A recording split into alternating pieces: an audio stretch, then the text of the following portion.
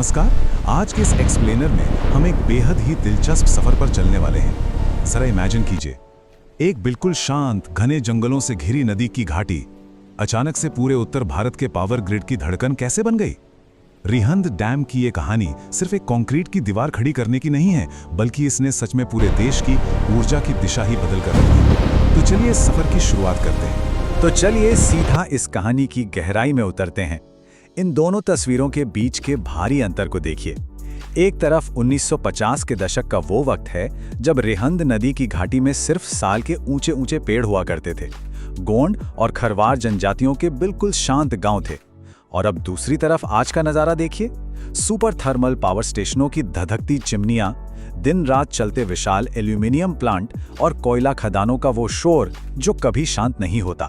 मतलब ये बदलाव सिर्फ किसी नक्शे का नहीं है, ये एक पूरे युग का बदलाव है। आगे बढ़ने से पहले जल्दी से देख लेते हैं कि आज हम किन किन चीजों पर बात करेंगे। पहला, बांध से पहले की घाटी। दूसरा, इस विशाल कंक्रीट ढांचे का निर्माण। तीसरा, इस झील की कीमत। चौथा, ऊर्जा राजधानी का जन्म। और आखिर में इसकी विरासत और आज की आधुनिक चुनौतियां। तो शुरुआत करते हैं हमारे पहले हिस्से से, बांध से पहले की घाटी। देखिए, 1947 में जब देश आजाद हुआ था ना, तब हमारे नए उद्योगों और खेती के लिए भरोसेमंद बिजली की बहुत सख्त जरूरत थी। और इसी जरूरत ने इस मेगा प्रोजेक्ट का आइडिया दिया। अब जरा इस टाइमलाइन पे नजर डालिए कि काम कितनी तेजी से आगे बढ़ा। 1952 में पिपरी गांव के पास एकदम घने जंगलों में तकनीकी सर्वे शुरू होते हैं और सिर्फ 2 साल बाद 1954 में सोनभद्र के जंगलों में भूमि पूजन करके निर्माण शुरू भी हो जाता है। बिना किसी पक्की सड़क के भारी भरकम मशीनें वहां पहुंचाई गईं, जो अपने आप में किसी चमत्कार से कम नहीं था। अब आते हैं दूसरे हिस्से पर, कंक्रीट के इस विशालकाय ढांचे का निर्माण। अब यहाँ जो सबसे दिलचस्प बात है ना, वो ये है कि लगभग 13,000 वर्ग किलोमीटर से पानी बटोर कर लाने वाली इस उफनती नदी को रोकना कोई बच्चों का खेल नहीं था। 334 मीटर लंबे इस बांध को सिर्फ एक दीवार की तरह नहीं खड़ा कर दिया गया। पहले एक कॉफर डैम बनाकर नदी का रास्ता मोड़ा गया, फिर गहरी चट्टानों तक ग्राउटिंग की गई। और इसका सबसे बड़ा मास्टर स्ट्रोक क्या था? कंक्रीट की गर्मी और सिकुड़न से बचने के लिए पूरे बांध को 61 अलग-अलग कंक्रीट ब्लॉकों में बांटकर बनाया गया। ये सच में एक कमाल की इंजीनियरिंग थी। और जरा इन पैमानों को देखिए। पानी को एकदम सही दबाव के साथ नीचे पावर हाउस तक ले जाने के लिए 60 फुट लंबे और 16 फुट व्यास वाले बड़े बड़े पेनस्टॉक पाइप लगाए गए। मतलब ये सिर्फ पत्थरों और सीमेंट का ढेर नहीं था, बल्कि एक बेहद जटिल, सांस लेती हुई विशाल हाइड्रोलिक मशीन थी, जहां हर वाल्व को बिल्कुल सटीकता से सेट किया गया था। और इस सारी मेहनत, इस कमाल की इंजीनियरिंग का नतीजा क्या निकला? 300 मेगावाट बिजली।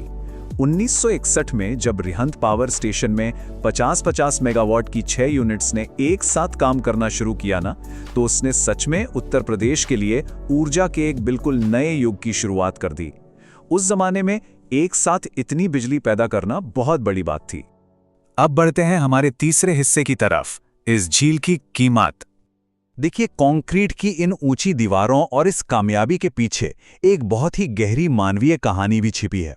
1963 में जब जवाहरलाल नेहरू जी ने इस बांध का उद्घाटन किया, तो उन्होंने इसे भविष्य की पीढ़ियों की सेवा और आत्मनिर्भरता का प्रतीक बताया।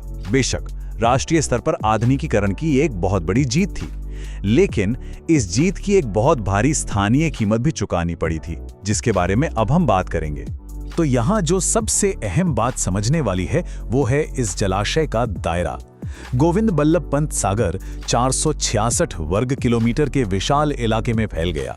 लेकिन इस बढ़ते पानी ने पीढ़ियों से बसे आदिवासियों के घरों, उनके खेतों और जंगलों को हमेशा के लिए अपने अंदर समा लिया।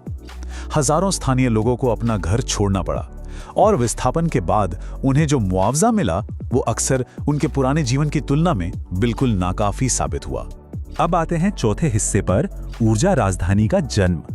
और ये टेबल इस बात को बहुत ही बेहतरीन तरीके से समझाता है कि बांध बनने के बाद वहां कैसा इंडस्ट्रियल चेन रिएक्शन शुरू हुआ। 1961 में जैसे ही बिजली बननी शुरू हुई, ठीक अगले साल 1962 में हिंडाल्को ने वहां अपना एल्यूमिनियम प्लांट लगा दिया। फिर 1967 में रेलू सागर प्लांट आया, और फिर 70 के दशक में एनटीपीसी ने अपना 2000 मेगावाट का विशाल थर्मल प्रोजेक्ट वहां खड़ा कर दिया। मतलब सिर्फ एक जलविद्युत परियोजना ने पूरे सोनभद्र और सिंगरौली इलाके को भारत की ऊर्जा पट्टी में बदल कर रख दिया। और अब बात करते हैं हमारे आखिरी हिस्से की, विरासत और आधुनिक चुनौतियां। 1950 के दशक में जो कहानी विकास के एक बड़े सपने के रूप में शुरू हुई थी, आज 21वीं सदी में वो कई गंभीर सवालों से घिरी हुई है। जो बांध कभी एक बेहतरीन समाधान माना जाता था, आज वो भारी पर्यावरणीय दबाव झेल रहा है। उद्योगों से निकलने वाली राख ने इलाके में भारी प्रदूषण फैला दिया है। आपको याद होगा, अक्टूबर 2019 में एनटीपीसी विंध्याचल के फ्लाई ऐश का एक बांध टूट गया था और भारी मात्रा में राख इसी जलाशय में जा गिरी थी। यह मामला नेशनल ग्रीन ट्रिब्यूनल तक भी गया। इसके अलावा 60 साल पुरानी कंक्रीट में अब दरारें आ रही हैं, जिनकी मरम्मत जरूरी है, और नए फ्लोटिंग सोलर प्रोजेक्ट्स भी तकनीकी और कानूनी उलझनों में फंसे हुए हैं। तो अंत में ये पूरी कहानी हमें एक बेहद गहरे और सोचने वाले सवाल के साथ छोड़ जाती है। क्या ये मेगा डैम केवल हमारे औद्योगिक विकास और शानदार इंजीनियरिंग का एक भव्य प्रतीक है, या फिर ये पर्यावरण और स्थानीय लोगों के विस्थापन की चुकाई गई भारी कीमत का एक स्थायी दस्तावेज भी है? विकास और उसके असर का ये विरोधाभास ही रिहंद बांध की असली कहानी है। इस एक्सप्लेनर में हमारे साथ जुड़ने के लिए आपका बहुत बहुत धन्यवाद।